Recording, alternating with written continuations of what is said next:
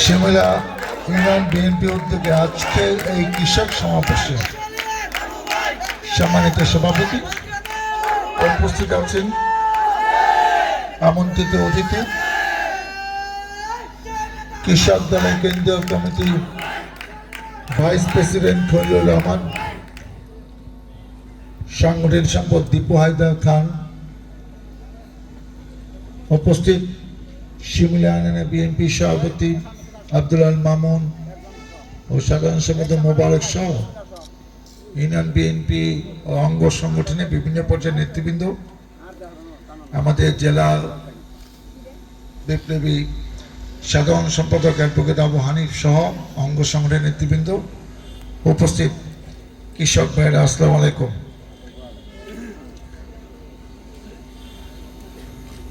Public জনসভা আর কৃষক সমাবেশের মধ্যে পার্থক্য কি আজকে যারা এখানে উপস্থিত আছেন তারা নিশ্চয়ই টের পেয়েছেন। জনসভা ইচ্ছা মতো বক্তব্য রাখা যায়, অনেকে বক্তব্য রাখবে, বেশিরভাগ বক্তব্যে আমরা আমাদের প্রতিপক্ষ আওয়ামী লীগের বিরুদ্ধে তাদের অনিয়ম, দুর্নীতি, স্বেচ্ছাচারিতা এইসব নিয়ে কথা বলবো এবং একসময় জনসভা শেষ হয়ে যাবে। আজকে যারা উপস্থিত আছেন তারা কিন্তু দেখেছেন এটা কিন্তু জনসভা না, এটা সমাবেশ। কৃষকদের সুবিধা অসুবিধা সমস্যা এইসব নিয়ে আলোচনা হবে এবং আলোচনা হয়ে কনক্লুশন হবে। এখানে যারা নেতৃবৃন্দ আছেন, ভাইস প্রেসিডেন্ট এবং সাংগঠনিক সম্পাদক, তারা সেই সব প্রস্তুত টুকে নিয়েছে, আপনাদের সাথে মত বিনিময় করেছেন, আপনাদের মতামত পরামর্শ তারা গ্রহণ করেছেন এবং যেটুকু তারেক রহমানকে জানানো দরকার সেটুকু তারা জানিয়ে দেবেন ছবি সহ।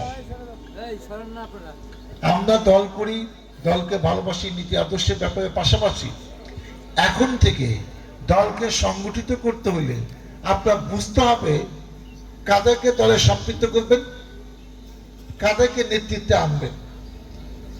আগে যেভাবে দল পরিচালিত হয়েছে এই বিপদের মধ্যেও কিন্তু আস্তে আস্তে দলটা অনেক সংগঠিত হয়েছে।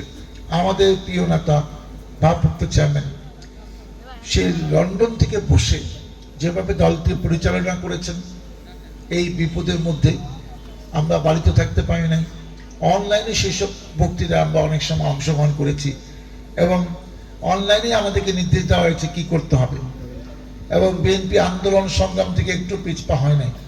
আচ্ছা, 5ই আগস্ট আন্দোলন সংগ্রামের ফসল যাই হোক, এই মাঠটা তৈরি করেছি বিএনপি এবং সমমনা দল, আপনারা হাজার হাজার নেতা কর্মী, অনেকে শহীদ হয়েছেন, গুম হয়েছেন, অনেকে হত্যা করা হয়েছে, কিন্তু আন্দোলন থেকে বিএনপি যায়নি, ইলেকশনে আমাদের জিততে দেয় নাই, ভোট দিতে দেয় নাই, কিন্তু আমাদের লক্ষ্য ছিল একসময় এই সরকারের পতন হবে এবং সেটা কিন্তু হয়েছে। আমরা যে কথাটা বলতে চাচ্ছি যে এখন থেকে নেতৃত্ব দেওয়া কিন্তু কঠিন হয়ে যাচ্ছে এবং হয়ে গেছে। আমাদের ভারপ্রাপ্ত চেয়ারম্যান এক সময় ছিল যে যাদেরকে আমরা বিএনপি, ছাত্র দল, যুব দল, স্বেচ্ছাসেবক দলে গুরুত্বপূর্ণ পদ দিতে পারতাম না, তাদের জন্য অন্য অন্য সহযোগী অঙ্গ সংগঠন রাখতাম যে তুই এখানে প্রেসিডেন্ট হওয়া, সেক্রেটারি হওয়া, এইভাবে অনেক পদ বন্টন করেও দেওয়া হয়েছে ওয়ার্ডে, ইউনিয়নে, থানায়। এখন কিন্তু সেই সুযোগ আর নাই। আপনি ঠিকভাবে নেতৃত্ব না দিলে, আপনি সুন্দর করে বক্তৃতা না দিলে, আপনার সাথে যদি অনেক কৃষক মানে আপনার নেতৃত্বে আস্থাশীল না থাকে, আপনাকে কিন্তু পদ দেওয়া হবে না। কারণ আপনার উপর আমরা ভরসা করি, আপনার যোগ্যতা হইতে হবে, তাহলে সে আপনাকে সবাই মানবে। খালি নেতা একজন পদ দিয়ে দিলে নেতা হয়ে গেলে সেই নেতৃত্ব তো থাকবে না, টিকবে না। এই জিনিসগুলো কিন্তু বুঝতে হবে। তো দেখেন, আপনার কৃষক দলের যারা নেতৃবৃন্দ আছেন তারা মূল্যবান কথা বলেছেন। আমি শুধু এটুকু বলতে চাই, আপনারা ভুলে গেলে চলবে না, এই কৃষক দল গঠিত হয়েছে 1980 সালের 30শে ডিসেম্বর। আপনারা জানেন যে প্রথম প্রেসিডেন্ট কে ছিলেন কৃষক দলে? আপনারা জানেন বিচারপতি আব্দুল সাত্তার, যিনি পরবর্তীতে রাষ্ট্রপতি হয়েছিলেন এবং যার কাছ থেকে এরশাদ ক্ষমতা নিল, উনি কিন্তু আহ্বায়ক ছিলেন প্রথম কৃষক দল তৈরি হওয়ার পরে। জিয়াউর রহমান কাকে, শহীদ রাষ্ট্রপতি কাকে এটা দায়িত্ব দিয়েছেন? শুধু তাই না, 92 সালে মান্নান বইরা তাহলে মহাসচিব, উনি কৃষক দলের সভাপতি ছিলেন। আপনারা জানেন না, এটা আজকে মহাসচিব উনি কিছুদিন কৃষক দলের সভাপতি ছিলেন। অতএব এটা একটা গুরুত্বপূর্ণ অঙ্গ সংগঠন, সহযোগী সংগঠন, এটা আপনার ভুলে গেলে হবে না। কারণ আমরা রাজনীতি করি, এই সাভারে ধরুন 7 লক্ষ ভোটার, বেশিরভাগ ভোটার কিন্তু কৃষকই, এবং আমাদের 9টা ইউনিয়ন পৌরসভা ছাড়া সব জায়গাতে কৃষকদের সংখ্যা বেশি। অতএব আমাদের কৃষকদের সংগঠিত করতে হবে। ভোটের রাজনীতিতে পাশ করার জন্য আপনি মেম্বার হবেন, চেয়ারম্যান হবেন, আপনার তো এদের ভোট নিয়ে পাশ করতে হবে, আপনি কই যাবেন? অতএব এই সেক্টরে এখন থেকে অনেক বেশি শ্রম দিতে হবে, পরিশ্রম করতে হবে, এতে কোনো সন্দেহ নেই। এবং যারা দায়িত্বে আছেন 2021 সালে কৃষিবিদ হাসান জাফরি তুহিন এবং সাধারণ সম্পাদক শহীদুল ইসলাম বাবু, এবং তারা দুজনেই কিন্তু সারা বাংলাদেশকে এমনভাবে সংগঠিত করেছে। আমি নিশ্চিত, আমি 96-এর সংসদ সদস্য হয়েছি, 2001 সালে হয়েছি। আমার এই যদি এমপি থেকে আমার বয়স দিন, আমি 91 সাল থেকে রাজনীতি আছি, এই দলের সাথে অনেক বছর এইভাবে কৃষক দলকে নিয়ে সারা বাংলাদেশে আনাচে কানাচে প্রত্যন্ত অঞ্চলে কোনো নেতা যায় নাই। তারা একটু আমার তৈরি করেছেন, এমনকি দায়িত্ব দিয়েছেন যে উনি এটা করবেন, এবং ওনাকে কিভাবে করাতে হয় এটাও আমাদের প্রিয় নেতা কিন্তু জানেন। অতএব এই কৃষক দল আজকে এই যে সমাবেশ হলো, আমি আশাবাদী যেখান থেকে আপনার সিস্টেম প্রশ্ন করেছেন, আপনারা আপনাদের নেতাকে প্রশ্ন করেছেন, অনেক কিছু উত্তর পেয়েছেন। একটা তো দেয় না, আমার ঘরে চাপিয়ে দিয়েছে। হ্যাঁ, এই ইপিজেড শো আরো অনেক ফ্যাক্টরিতে হয় কি ওয়াটার ট্রিটমেন্ট প্ল্যান্ট বলে, যে এটা অনেক অনেক টাকা খরচ করে, কিন্তু তারা এটা করে না। আইন ফাঁক পুকুর দিয়ে তারা অনুমতি নিয়ে নেয়। এটা কিন্তু গদবাধার ছক আছে যে সরকারের কাছ থেকে পরিবেশ টরিবেশ অন্যান্য যে মন্ত্রণালয় সংস্থা অনুমতি লাগে, সেখানে বলা আছে যে আপনার ওয়াটার ট্রিটমেন্ট প্ল্যান্ট থাকতে হবে। তারা ম্যানেজ টেনেজ করে এগুলা ছাড়া তারা করে ফেলে, কেন ওইটা করতে কয়েক কোটি টাকা লাগে। কিন্তু আলটিমেটলি ক্ষতিটা হচ্ছে কিন্তু আমার এলাকা, মাটিগুলো নষ্ট হয়ে যাচ্ছে, নদীতে মাছ থাকতেছে না, আশেপাশে পরিবেশ নষ্ট হয়েছে। এখন এমনি গার্মেন্টস সেক্টর নিয়ে বিভিন্ন রকম ঘটনা আছে। এই মুহূর্তে হয়তো আমরা এটাকে নিয়ে হস্তক্ষেপ নিয়ে নতুন করে আন্দোলন করতে পারবো না, কারণ আমাদের বিরুদ্ধে আবার জাতীয় আন্তর্জাতিক বিভিন্ন রকম চক্রান্ত বিএনপিকে নিয়ে হচ্ছে, যে কবে ইলেকশন হবে, সেই ইলেকশনে বিএনপি আসবে কি আসবে না। আগে বিএনপি ক্ষমতা আসতে আমাদের প্রিয় নেতা যখন থাকবে, অবশ্যই এদের ঘাট ধরে এইসব আদায় করে নিতে হবে। আপনাদেরকে সাথে নিয়ে আপনারা আন্দোলন করবেন, আমি আপনাদের সাথে থাকবো। ওই ফ্যাক্টরি চলবে না, কিন্তু এখন তো আমি এটা বলতে পারবো না। যে যৌক্তিক দাবি আপনার বলার কথা ছিল যে আপনি 6 মাস, 1 বছর, 2 বছরের মধ্যে এটা করবেন, আপনি করেন না। বছরকে বছর চলে গেছে, আপনি লক্ষ লক্ষ কোটি কোটি টাকা কামাইছেন আমাদের বুকের উপর দিয়া, আমাদের কষ্ট দিয়া, আমাদের এই উর্বর মাটি নষ্ট করে, মাঠগুলাকে ধ্বংস করে। এখন আমরা সুযোগ আমরা দিব না, কারণ এটা আমাদের জনগণের দাবি। কারণ এই জনগণের ভোটে আমাদেরকে রাজনীতি করতে হয়, সংসদ সদস্য হতে হবে। তাদের যৌক্তিক দাবির পক্ষে আমাকে থাকতে হবে আপনাদের সাথে নিয়ে। ইনশাআল্লাহ আপনাদের সাথে নিয়ে এটা আমরা বাস্তবায়ন করব। পরিশেষে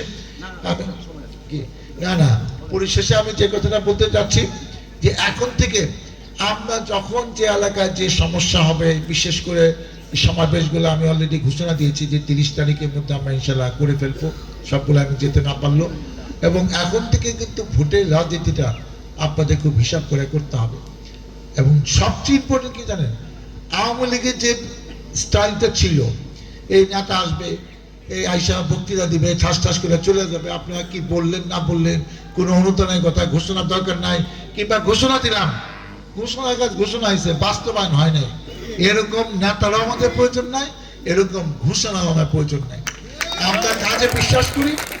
জনগণ আমাকে ভোট দিয়েছে কাজ করার জন্য, এলাকার নেতৃত্ব দেওয়ার জন্য, এলাকা উন্নয়ন করার জন্য। সেটা যদি আমি না করতে পারি, কারণ আওয়ামী লীগ তো জানতো যে আবার 5 বছর পরে যে ভোটটা হইব, এই ভোটটা জনগণ ভোট দিবে না। এটা আপা এমন সিস্টেম বানায় রাখছে, এটা পুলিশ ভোট দিয়ে তাহলে বানায় দিবে, জনগণের ভোট লাগবে না। সেই জন্য তাদের দুর্নীতি করা, অনিয়ম করা, চাঁদাবাজি করা, যা ইচ্ছা তাই করা তাদের সম্ভব হয়েছে।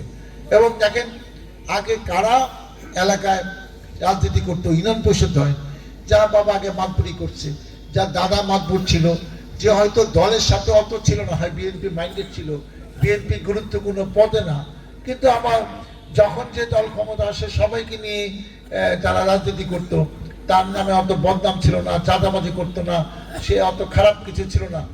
মানুষ বুঝাসি না ভোট দিয়ে চেয়ারম্যান বানাইতো।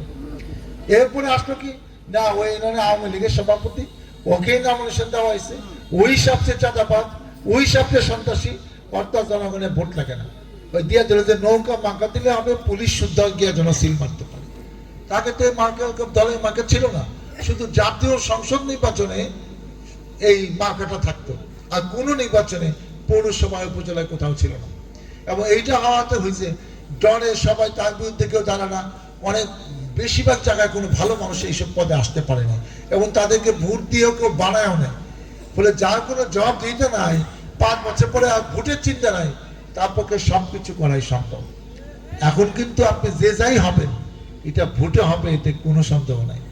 অতএব জনগণের সাথে থাকেন, যেটা আমাদের প্রিয় নেতা ডায়লগ, এবং সবাইকে কথা বলে দিয়েছে, জনগণের পাশে থাকেন, জনগণকে নিয়ে ভাবুন, জনগণের সমস্যা চিহ্নিত করুন, সমাধান করুন। এগুলা না করলে জনগণ দেখবো যে আমার হাতে ভোট আছে, আমি ভোট দিতে পারি, তখন জনগণ বুঝে শুনে ভোট দিবে, এটা মনে রাখেন। কারণ জনগণ অনেকবার ভোট দিতে পারে নাই, অতএব সামনের ভোট খুবই ইম্পর্টেন্ট, এটা মনে রাখেন। অন্য কিছু দিয়া আপনি একটা জনগণের ভোট ভুলভাল ভাগে নিয়ে যাবেন, এই অবস্থা কিন্তু বাংলাদেশের সামনের নির্বাচনে হবে না, এটা আমরা নিশ্চিত।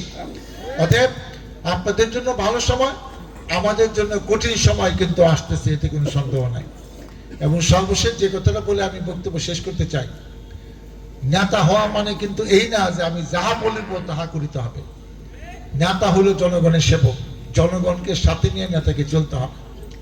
আমি যাহা বলবো তাহাই করিতে হবে, সেটা জনগণের স্বার্থে হোক আর না হোক।